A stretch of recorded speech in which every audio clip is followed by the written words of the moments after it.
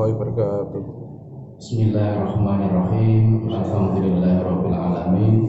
Wassalatu wassalamu ala asyrofil anbiya wal mursalin sayyidina wa maulana Muhammadin wa ala alihi wa ashabihi ajmain, amma ba'd. Bapak-bapak, ibu-ibu, sedherek-sedherek yang kula hormati, jamaah salat subuh Masjid Kalimusodo, monggo kita sedaya tansah menjalankan rasul rahmat Allah Subhanahu wa taala atas kenikmatan, kesehatan, sehingga kita sedaya saged ibadah kanthi sae wonten dinten menika. Shalawat salam kunjuk dumateng junjungan kita Nabi Agung Muhammad sallallahu alaihi wasallam ingkang kita tunggu-tunggu syafaatipun wonten yaumil qiyamah. Bapak-bapak, ibu-ibu sedaya, kita lajengaken kajian subuh. Nggih menika bab sabar, bab sabri. Ingkang saderengipun sampun kita ngaji babagan ikhlas lan niat. Menika kita lajengaken bab sabri utawi iku bab ing dalem nerangake perkara sabar. Nah, wonten bab punika dipun milai kalian kutipan beberapa ayat. Nggih punika ayat 200 dari surat Al-Imran, kemudian Al-Baqarah 155, Az-Zumar 10, kemudian Asy-Syura 403, kemudian lagi Al-Baqarah 153. Terus wonten kitab Riyadhus Shalihin punika, meskipun pembahasannya berkaitan dengan hadis-hadis sahih, tetapi di awal bab itu dimulai dengan mengutip beberapa ayat yang berkaitan dengan bab tersebut. Menawi bab saderengipun nggih menika bab tentang ikhlas, bab tentang niat niku wonten ayat wa ma umiru illa liya'budullaha mukhlishina lahu-din wonten ing surat Al-Bayyinah menika. Nggih wonten ayat wonten surat Al-Imran menika Qul in tukhfu ma fi sudurikum aw tubduhu ya'lamullah. Nah, wonten bab sabar menika surat Ali Imran ayat 200. A'udzubillahi minasyaitonir rajim. Ya ayyuhalladzina amanu sabiru wa sabiru wa rabitu wattaqullaha la'allakum tuflihun. Ya ayyuhalladzina amanu, he para wong kang padha iman, isbiru padha sabaro sira kabeh, wasabiru lan padha teteka ing dalem sabar. Nah, ini perintah untuk bersabar. Nah, biasanya orang hidup itu kan selalu menghadapi masalah. Gini apa mboten? Masalah. Untuk mengatasi masalah tersebut nggih menika sudah sabar. Sing diarani masalah niku napa to? Kok urip kok masalah, wae sing diarani masalah niku napa jane? Nggih. Napa sing diarani masalah niku napa? Napa? Nggih. Terjadinya kesenjangan antara keinginan dan kenyataan. Nah niku masalah. Bang cobi mang emot-emot niku. Nek kula panjenengan sedaya menika masalah wae. Mangeling-eling. Berarti terjadi kesenjangan antara keinginan dan kenyataan. Lah caranya mengurangi masalah pripun? Kurangi keinginan. Boten kakean napa? Kepinginan.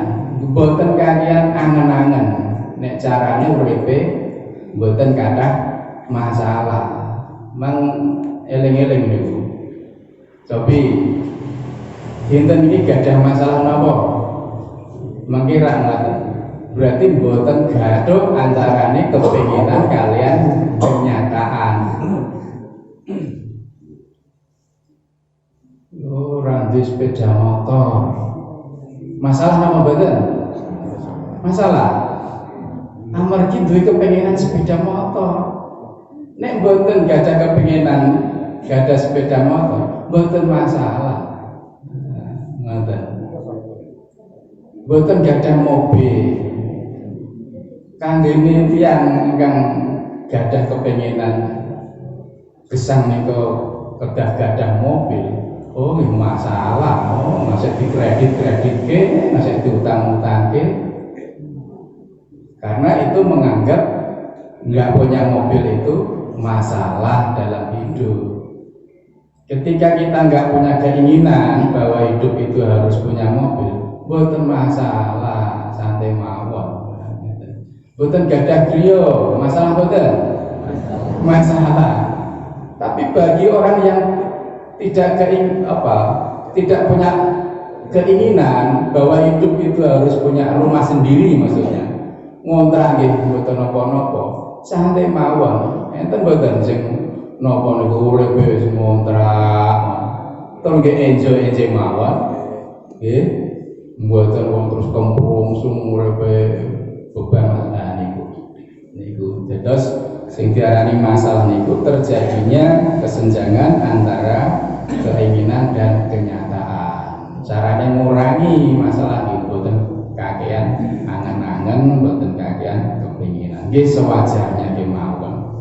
Lah untuk mengatasi masalah-masalah itu salah satu caranya itu dengan bersabar. Bersabar itu menahan diri, mengendalikan diri, menghindarkan diri. Nah, ayat ini salah satu sebab turunnya ayat ini yaitu orang-orang mukmin ketika itu belum lama setelah terjadinya perang Uhud. Perang Uhud niku dari pihak orang-orang Islam itu kalah kali orang-orang kafir Quraisy waktu itu. Setelah menang di perang Badar di tahun kedua Hijriah. Jadi hijrah Nabi tahun pertama, tahun kedua perang dengan kaum Quraisy mengalami kemenangan di perang Badar. Nah, kemudian orang-orang Quraisy pengen balas dendam di tahun ketiga Hijriah. Nah, kok bisa kalah gitu para sahabat ketika melakukan peperangan di perang Uhud. Nah, ini termasuk juga godaan atau ujian bagi orang-orang beriman ketika itu, terutama para sahabat. Jadi perang Uhud itu di Jabal Uhud. Nah, saat ini niku biasanya damel lokasi ziarah, lokasi wisata religi nih, teng tanah suci niku, teng Madinah niku ke bagian utara niku wonten Gunung Uhud, Jabal Uhud. Bapak Ibu nanti teng tanah suci niku. Nah, disitulah tempatnya ziarah atau wisata religi, karena di lokasi itu tempatnya dimakamkan kurang lebih 70 sahabat yang mati syahid atau terbunuh di perang Uhud itu.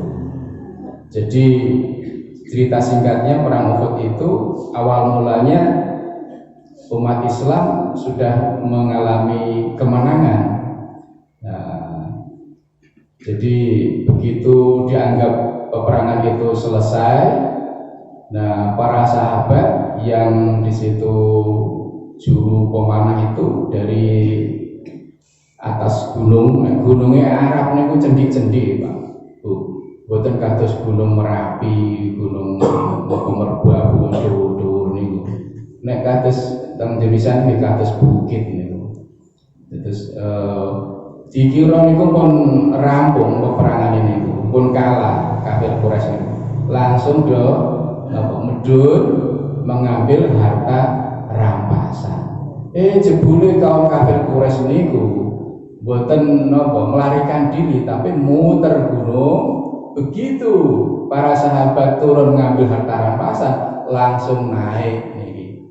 Kaum kafir Quraisy langsung membalas dari atas gunung Uhud. Nah, akhirnya terjadilah kekalahan dari pihak orang-orang Islam waktu itu.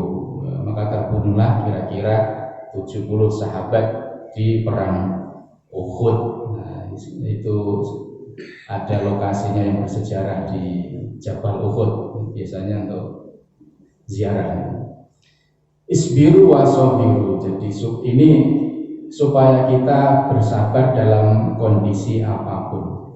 Nah, sabar niku wonten telung perkawis. Nggih menika pertama as-sabru ala ta'ati, sabar ing dalam ketaatan, ing dalam nglampahi ketaatan. As-sabru anil maksiyah, sabar ing dalam menahan kemaksiatan.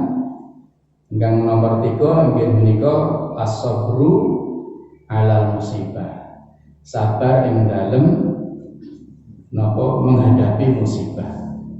Sabar di dalam ketaatan nggih sabar kados niki lho. Nek mboten sabar niku nggih mboten kelakon subuh-subuh waya ngantuk-ngantuk nggih. Waya penak-penake mancal kemul tindak teng masjid jamaah niku nek boten didasari kalian kesabaran niku nggih nuruti napa nggih nuruti malas. Nah niku sabar di dalam menjalani ketaatan. Sabar siap niku nggih sabar. Sabar istiqomah di dalam sholat 5 waktu, dalam berjamaah niku nggih butuh kesabaran. Sabar dalam menjalankan ketaatan kepada Allah Subhanahu wa Ta'ala. Ingkang nomor kalih inggih menika sabar dalam menahan maksiat. Maksiat sakniki kan dijereng teng pundi-pundi. Nek mboten sabar menahan maksiat, ya akhirnya nggih kenging godho niku maksiatan niku. Niku sabar maksiat, fitnah, ghibah, menggunjing, sabar maksiat. Napa kemawon kathah maksiat sakniki nek boten sabar nggih saged kegodha niku. Ingkang nomor 3 nggih menika sabar dalam menghadapi musibah. Musibah niku nggih warna-warna, musibah berkaitan dengan diri sendiri, musibah berkaitan dengan keluarga, musibah berkaitan dengan lingkungan negara. Dan itu nggih kedah sabar. Niku ayat yang pertama, ya ayyuhalladzina amanu sabiru wasabiru, Al-Imran ayat 200. Ayat ingkang nomor kalih inggih menika wonten surat Al-Baqarah 155. A'udzu billahi minasyaitonir rajim. Wala nabluwannakum bisyai'im minal khaufi wal ju'i wa naqsim minal amwali wal anfusi was samarat wa basyiris sabirin. Wala nabluwannakum lan temen bakal nabluwannakum itu bala, bakal diuji, bakal ingsun uji sira kabeh bisain minal khaufi kanthi sithik saking al khauf niku wedi, wal ju'i lan saking rasa luwe saka napa ngelih, wa naqsim minal amwali lan kekurangan kurang bondo, wal anfusi lan kurang jiwa, wasamarati lan buah-buahan utawa hasil penghidupan, wa basyiris sabirin lan kabarono kabar gembira maring wong-wong kang sabar. Gusti Allah niku bakal nguji kita sedaya arupi punapa minal khauf, diuji dengan ketakutan, dengan kecemasan, dengan kekhawatiran niku mesti niku kabeh tiyang niku mesti nate ngrasake sing namine ketakutan, kekhawatiran, kecemasan. Niku salah satu ujian, salah satu cobaan saking Gusti Allah Subhanahu wa taala. Nate ngalami mboten Bu? Cemas, khawatir, takut, nggih, saben tiyang niku nate ngalami. Niku ujian. Bojone nyambut gawe travelan ten-ten. Khawatir kok nek ana kecelakaan. Bojone merantau luar negeri, khawatir kok nek kebenjot liya. Niku ujian. Rasa takut niku. Wal ju'i dan rasa luwe, kelaparan. Takut nanti menjadi miskin, takut nggak bisa makan, takut nanti gimana kelaparan keluarganya. Nah itu juga bagian dari cobaan atau ujian. Ya, secara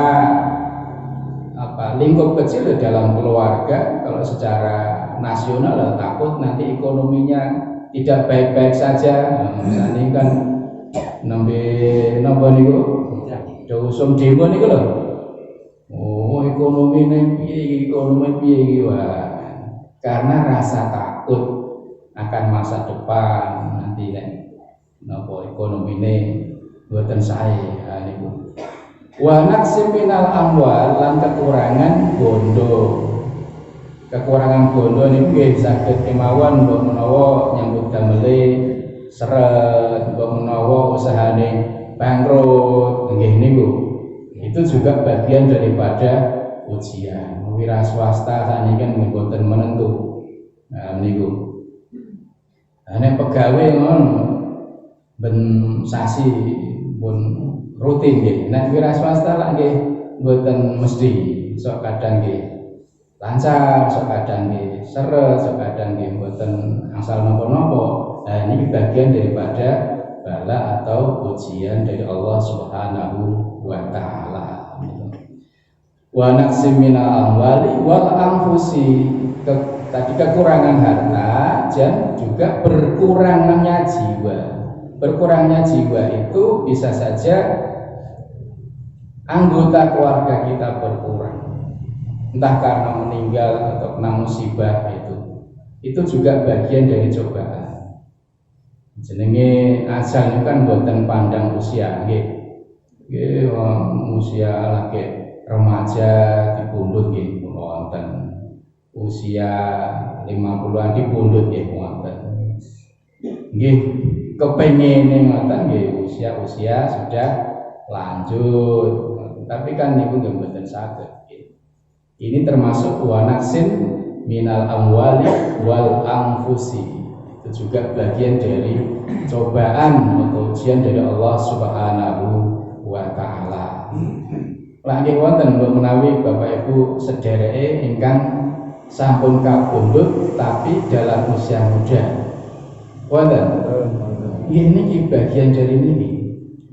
Kula nggih wonten kakak kula niku usia 40 pun kapundhut. Itu bagian dari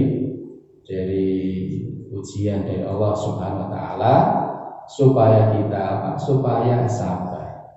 Wa naqsim minal amwali wal anfusi was samarat, dan buah-buahan dari hasil penghidupan, ya, termasuk umpami para petani, umpami para pedagang napa penghasilane kok nembe berkurang. Nah niku termasuk bagian daripada ujian. Wa basyiris sabirin, dan berilah kabar gembira kepada orang-orang yang bersabar. Jadi ujian apakah itu ketakutan, kelaparan, berkurangnya harta, berkurangnya jiwa, penghasilan, itu semuanya satu-satunya cara itu adalah dengan bersabar.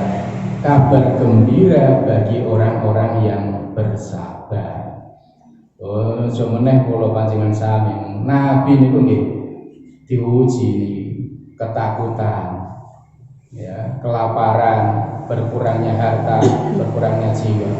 Kanjeng Nabi Muhammad niku komplit nih, minal khauf, takut dari ancaman orang-orang kaum Quraisy, dikejar-kejar ketika berdakwah, dilempari batu ketika berdakwah, walju, kelaparan. Enten hadis Kanjeng Nabi saking lapar, saking luwene niku sampai ganjel watu niku teng sarung ini.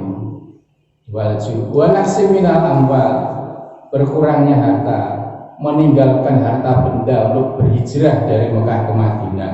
Niku nggih Kanjeng Nabi ninggal. Wal anfusi, dan berkurangnya jiwa, ditinggalke garwane Khadijah, ditinggalke napa pamane Abu Thalib niku sebelum Isra Mi'raj niku nggih ujian yang luar biasa sampai dipun napa niku dinamakan Amul Huzni, tahun kesedihan. Niku pun komplit dengan Kanjeng Nabi. Napa menika kawula panjenengan sami. Niku nggih satu kuncinya adalah dengan kesabaran. Niki surat Al-Baqarah 155. Dilanjutkan kemudian Az-Zumar ayat 10. Innama yuwaffas sabiruna ajruhum bighairi hisab. Innama sak temene yuwaffas sabiruna diparingi wong kang sabar iku ajruhum ganjarane bighairi hisab, kanthi kelawan tanpa hisab, tanpa apa, tidak terhitung. Ganjarane wong sabar niku bighairi hisab, mboten 10 derajat, mboten 700 derajat, mboten bighairi hisab. Oh niki luar biasa ganjarane tiyang sabar niku.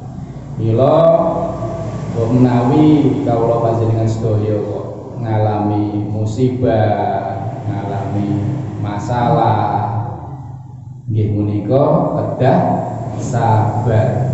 Sabar itu tidak hanya memecahkan masalah, tetapi juga akan mendapatkan pahala bighairi hisab, tanpa hitungan, tanpa wates. Nah niku wonten Az-Zumar ayat 10. Ayat berikutnya di surat niki Al-Baqarah 153. A'udzubillahi minasyaitonir rajim. Ista'inu bis-sabri was-shalah innallaha ma'as-sabirin. Ya ayyuhalladzina amanu ista'inu bis-sabri was-shalah innallaha ma'as-sabirin. Ista'inu padha nyuwun tetulung marang Allah Subhanahu wa taala bis-sabri, kanthi kelawan kesabaran, was-sholati lan salat, innallaha satamene Gusti Allah iku ma'as-sabirin, maringi pitulungan marang wong-wong kang sabar. Nah, ketika kita menghadapi masalah niku, caranya adalah kita supaya memohon pertolongan kepada Allah dengan jalan atau dengan cara bersabar dan sholat. Kok digathoke antara sabar kali sholat niku hubungane nopo? Tiang sabar niku kersane istiqomah ing dalem kesabaran niku nggih kanthi sholat. Biasanya nek wong sregep sholat niku langkung sabar. Amargi napa? Amargi sudah terbiasa dengan kita berpasrah diri kepada Allah Subhanahu wa taala. Nek keset sholat biasanya gampang emosinan, mboten sabaran. Niku gathoke niku kenapa nyuwun pitulungan marang Gusti Allah kanthi kelawan sabar lan sholat. Sebaliknya sholat juga demikian. Sholat kita bisa istiqomah itu ya kalau kita memiliki kesabaran tadi. Kesabaran yang pertama tadi apa?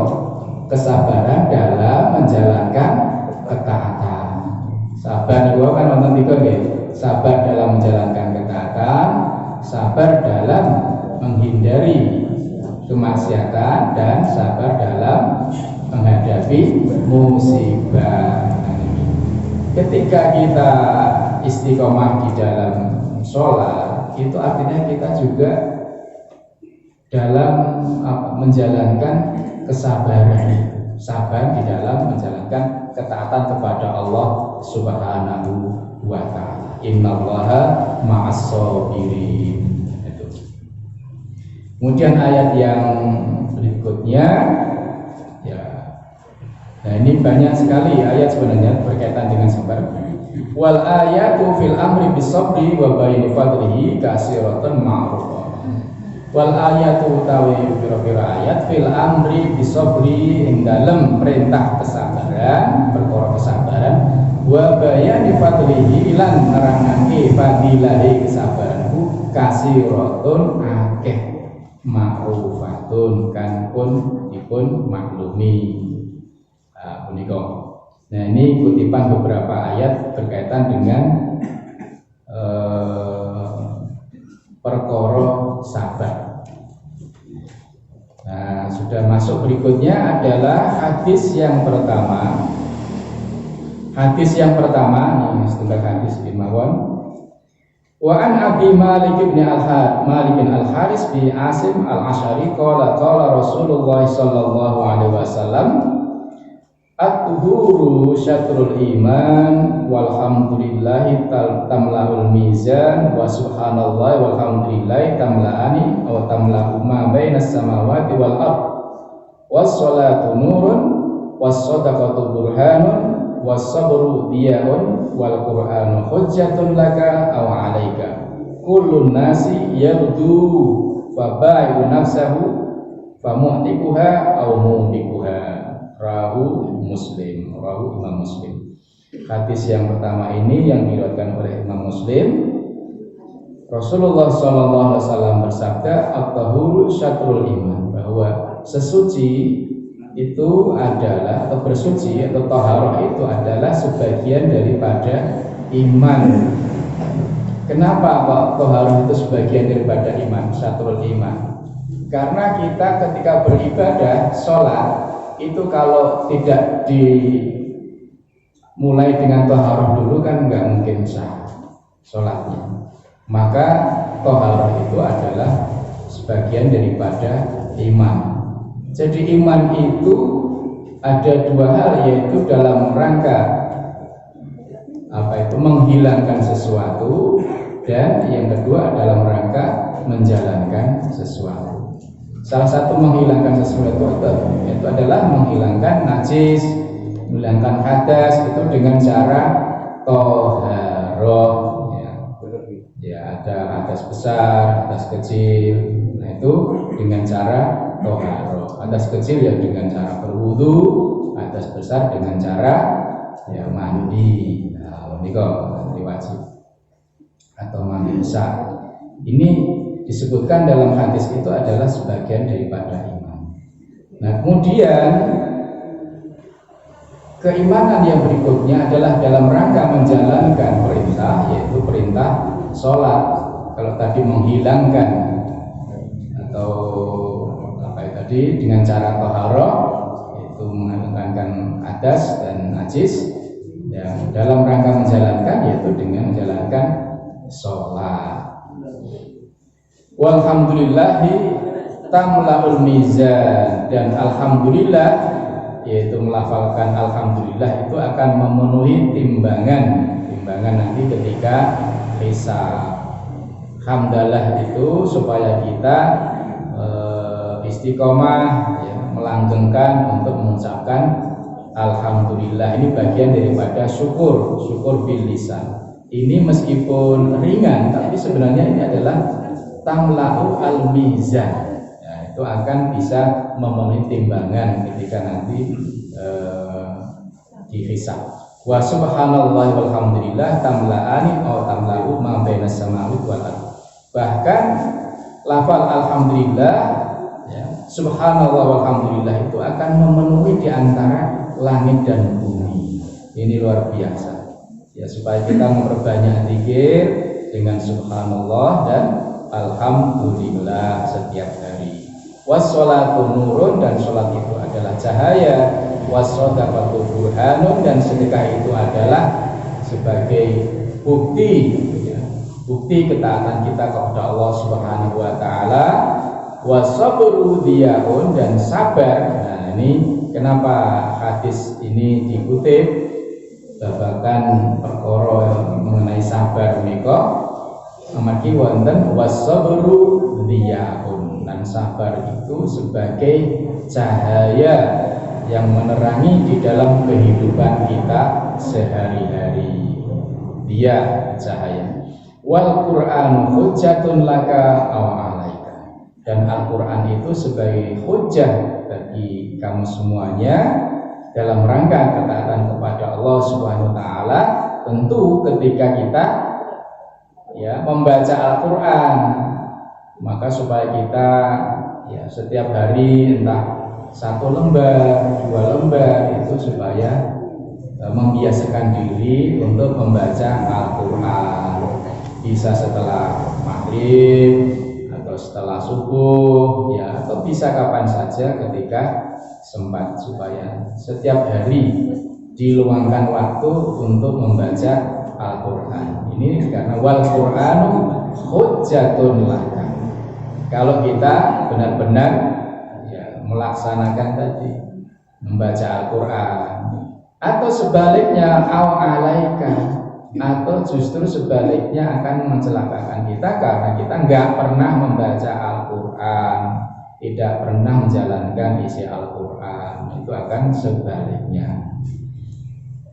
Kullun nasi yaghdu fabayu nafsahu famu'tikuha aw mumikuha. Maka setiap orang itu tiap pagi akan berangkat seperti atau bagaikan orang yang berdagang, menjual dirinya, kemudian bisa membebaskan dari siksa karena taat kepada Allah Subhanahu wa taala, au mubikuha, atau bahkan mencelakainya karena tidak taat kepada Allah Subhanahu wa taala. Ini hadis yang pertama, betapa kesabaran itu disandingkan dengan amal-amalan soleh yang lainnya, baik itu berkaitan dengan ibadah maupun berkaitan dengan muamalah, termasuk berzikir, termasuk sholat, termasuk sedekah, seperti itu, termasuk membaca Al-Qur'an. Nah, di dalam hadis ini juga dicantumkan berkaitan dengan fadilahnya kita di dalam menjaga kesabaran, khususnya dalam hal tadi musibah, apakah itu berkaitan dengan musibah atau berkaitan dengan menahan maksiat, ataupun juga berkaitan dengan menjalankan ibadah kepada Allah Subhanahu wa taala. Kalau kita mengatakan rumiyin, mungkin bermanfaat. Akhirul kalam. Assalamualaikum warahmatullahi wabarakatuh. Waalaikumsalam.